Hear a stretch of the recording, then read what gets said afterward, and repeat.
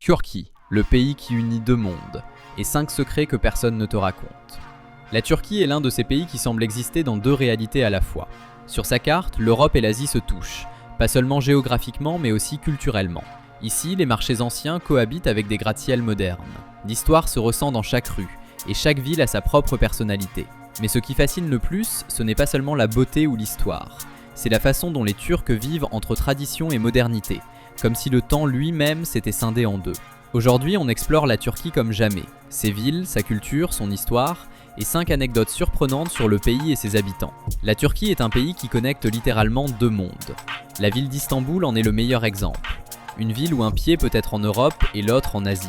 Mais cette séparation n'est pas seulement physique. En Turquie se mélangent des influences ottomanes, arabes, européennes et asiatiques. Cela se voit dans l'architecture, la cuisine, la musique, même dans la façon de parler et de s'habiller. Chaque quartier ressemble à un petit pays à l'intérieur d'un autre. Et c'est là que réside l'idée clé. La Turquie n'a pas une culture unique, c'est un mélange constant. La Turquie a été le foyer de grands empires. L'empire hittite, l'empire perse, l'empire romain, l'empire byzantin et l'empire ottoman. Chacun a laissé une trace encore visible aujourd'hui. Les ruines d'Éphèse, les mosquées d'Istanbul, les villes souterraines de Cappadoce, ce sont des témoins d'une histoire qui n'a jamais cessé. Mais ce qui surprend le plus, c'est qu'en dépit de tant de puissance, la Turquie a aussi été un pays de transformation rapide. En 1923, Mustafa Kemal Atatürk fonde la République moderne et change le pays en quelques années. Réforme de l'éducation, abolition du califat, modernisation de l'alphabet. Et ce mélange d'histoire ancienne et de modernité est ce qui rend la Turquie si unique. La gastronomie turque est l'une des plus riches au monde. Ce n'est pas juste du kebab, c'est un univers entier de saveurs. La cuisine turque mélange influence méditerranéenne, saveurs du Moyen-Orient, techniques balkaniques, traditions ancestrales. Les plats les plus célèbres, comme le baklava ou le doner, ne sont que la partie visible. Ce qui est vraiment étonnant, c'est que la nourriture devient une façon de vivre. En Turquie, manger est social. On partage, on discute, on célèbre. Et cela nous mène à la première anecdote. Anecdote 1. Le thé est plus important que l'eau. En Turquie, le thé n'est pas une boisson, c'est une religion. On en boit toute la journée, dans des petits verres, partout. Dans la rue, au bureau, chez un ami, même dans les gares. Et voici le plus surprenant. Les Turcs te proposeront du thé avant même de te proposer de l'eau. Si tu visites la Turquie, prépare-toi à accepter des tasses et des tasses. Dire non au thé est presque considéré comme une offense. Partie 4. Des villes qui semblent sorties d'un autre monde. La Turquie possède des villes qui semblent tout droit sorties d'un film. Istanbul, la ville aux 1000 minarets. Ici, le passé et le présent se mélangent. Mosquées anciennes, grands bazars, cafés modernes et trafic sans fin.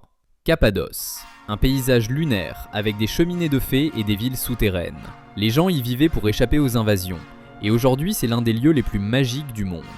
Éphèse, une ville antique où marcher revient à voyager dans le temps. Les ruines sont si impressionnantes qu'on a l'impression que l'histoire nous observe.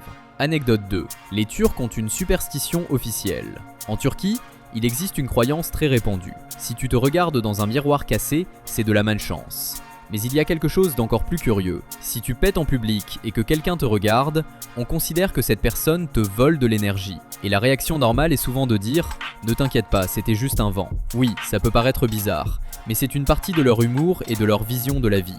Les Turcs sont célèbres pour leur hospitalité. Mais ce n'est pas juste une phrase, c'est un mode de vie. En Turquie, un invité est un trésor. Si tu entres dans une maison turque, on t'offre à manger, du thé, du café et une conversation, même si on ne te connaît pas. L'hospitalité est si forte que même dans les moments difficiles, les Turcs gardent souvent le sens de l'humour. Et voici une autre anecdote. Anecdote 3. Le simple café qui dure des heures. En Turquie, quand quelqu'un t'invite à prendre un café, ça ne signifie pas 5 minutes. Ça veut dire s'asseoir, parler, débattre, rire et perdre la notion du temps. Le café turc est une cérémonie, et parfois, un simple café peut durer 3 heures. Anecdote 4. Les Turcs et la mania du chiffre 40. En Turquie, le chiffre 40 est considéré comme spécial. Ce n'est pas un chiffre comme les autres. Il existe une expression très courante. 40 jours de quelque chose signifie que quelque chose est définitif. Par exemple, si tu es triste, attends 40 jours. Si quelque chose te fait mal, attends 40 jours. Si tu veux dépasser quelque chose, 40 jours. Et cela s'applique à tout. Nourriture, santé, amour. Anecdote 5. Le mauvais œil. Œil turc. Le nazar bonkougou, ou œil turc, est un amulette que l'on voit partout. Maison, voiture, bureau, collier. On croit qu'il protège contre la jalousie et le mauvais œil. Et ce qui est le plus curieux, c'est qu'en Turquie, si quelqu'un te fait un compliment, la réponse typique est « ne dis pas ça, tu vas me porter malheur ». Parce que la jalousie est prise très au sérieux. La Turquie n'est pas juste un pays, c'est un mélange d'empire, de culture, de saveurs et de superstitions. Un endroit où le passé est vivant et où l'avenir se sent proche. Mais ce qui impressionne le plus, c'est que malgré tous ces contrastes, la Turquie reste unie par quelque chose de simple. L'identité de son peuple. Une identité qui vit dans le thé, le café, l'humour, et dans la manière dont un inconnu peut devenir un ami en une seule après-midi.